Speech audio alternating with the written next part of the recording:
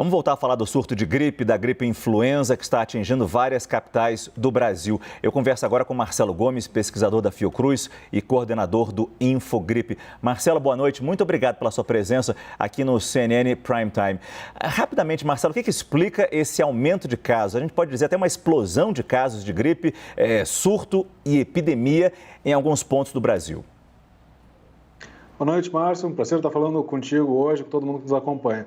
É uma combinação de fatores, né? Não é à toa que, nesse momento, a gente está enfrentando esse surto aí, já epidemia em alguns locais, né? É, infelizmente, uma consequência da nossa mudança de comportamento. Né, a gente teve, desde o ano passado, né, desde março do ano passado, a gente implementou uma série de medidas para tentar frear, pelo menos diminuir o impacto da Covid, e todas aquelas medidas, elas tiveram um impacto muito forte nos demais vírus respiratórios, incluindo o vírus da influenza. Agora, o que aconteceu esse ano? Né? Desde o final do primeiro semestre ao longo de todo o segundo semestre, cada vez mais flexibilizações e um retorno à nossa rotina. Então, a gente está se expondo muito mais e, com isso, facilitando a transmissão de vírus respiratórios. Aí a gente pega o fato de que, ano passado, a gente praticamente não teve epidemia de gripe, né? Porque, final de março, a gente quase que sumiu com a gripe do mapa. Então, a nossa imunidade está baixa em relação ao vírus influenza. A campanha de vacinação este ano foi muito baixa, né, a adesão, e então a gente não tem imunidade natural nem imunidade induzida pela vacina, e além disso, o nosso comportamento deixando um terreno muito fértil para que o vírus, chegando de fora do país, encontre um terreno ali bastante fácil para ele se alastrar, né? E por isso que a gente está nesse momento. Mas, Marcelo, só para entender, quem tomou? Quem participou da campanha da gripe? Eu até tomei a vacina, fui no laboratório. Aliás, não, foi aqui na CNN, deram a vacina para a gente, para os funcionários. A gente está protegido contra esse H3N2 ou, de alguma forma, por termos tomado aquela vacina, temos alguma proteção, mesmo que pequena? Aí que tá, né? Mesmo que pequena, sim, né? Mas a proteção de fato boa, né? Usual, infelizmente não, né? Porque a definição, né, da composição da vacina da gripe anual, ela ocorre ali por volta de setembro, né? E em setembro, essa variante do H3N2, ela ainda não estava predominando, né? Ela começou a tomar conta do hemisfério norte no final do ano passado e começo desse ano. Aí é que ela ganhou muita força.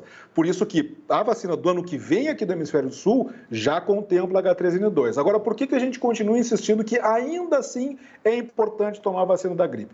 Porque ela tem na sua composição uma cepa do vírus influenza H1N1, uma cepa do H3N2, que infelizmente é a Hong Kong e não a Darwin que está circulando agora, e uma cepa do influenza B. Então, por mais que a resposta para esse H3N2 não seja tão boa, ela não é zero, mas ela não é de fato adequada, mas ela ainda assim vai proteger contra os outros vírus influenza, o H1N1 e o influenza B. Então, ainda assim, ela faz essa barreira de proteção para evitar que esses outros dois também aproveitem esse momento. Muito bom, muito bem explicado, Marcelo. Agora, a notícia de que a gente não tinha vacina, que a vacina acabou, estava preocupando muita gente.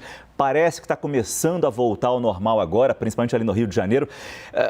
Quem é que tem que tomar prioritariamente essa vacina? São os mais idosos, são as crianças? Relembra para a gente quem tem direito a ir nos postos e tomar essa vacina contra a gripe.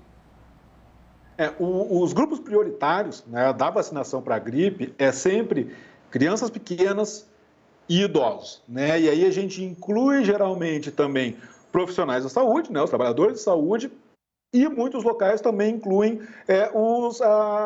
os professores, né? Os funcionários de escola que justamente trabalham com crianças pequenas. Então, também para ter essa proteção para as nossas crianças. Então, esses dois grupos etários, crianças e idosos, são fundamentalmente quem tem que ser priorizado, né? Esse ano, inclusive, a gente ampliou para todas as faixas etárias, porque esses grupos não tinham tido uma boa cobertura, né? Eles não buscaram essa vacinação, a gente ficou muito longe de atingir a meta, por isso que se abriu para todas as faixas etárias. Agora, no momento atual, que a gente já está com os estoques mais baixos, faz sentido a gente enfatizar que, olha, preferencialmente, crianças e idosos, porque é quem tem mais risco de acabar desenvolvendo um quadro grave e até mesmo, infelizmente, vir a morrer. Porque a gente tem que lembrar, a gente se acostumou e naturalizou a gripe, mas ela é sim uma causa importante, tanto de internações quanto de mortes, né, por problemas respiratórios. E aí, em cima disso, do que você falou, só para a gente terminar agora, Marcelo, por favor, eu fico imaginando que as medidas de proteção contra a Covid funcionem contra a gripe, quer dizer, a máscara, o distanciamento ou não? Até mais.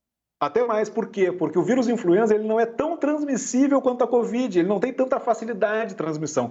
Então, as medidas funcionam perfeitamente bem, porque o mecanismo de transmissão é fundamentalmente o mesmo. Só que como o influenza ele não tem a mesma facilidade de se transmitir, essas medidas têm um impacto ainda maior. Por isso que ano passado ele quase que desapareceu, né? Enquanto a Covid conseguiu ainda assim causar o estrago que causou, né? Mas o influenza, não, ele teve muita dificuldade. Então, a gente voltar com essas ações, né? Boas máscaras, distanciamento físico, local sempre aberto, bem ventilado, evitar aglomerações, isso ajuda e ajuda muito, né? E de brinde, a gente se protege contra a Covid também. Marcelo Gomes, pesquisador da Fiocruz e coordenador do Infogripe. Muito obrigado mais uma vez pela sua entrevista no nosso CNN Prime Time. Boa noite. Boa noite, sempre um prazer. Tchau, tchau. Obrigado.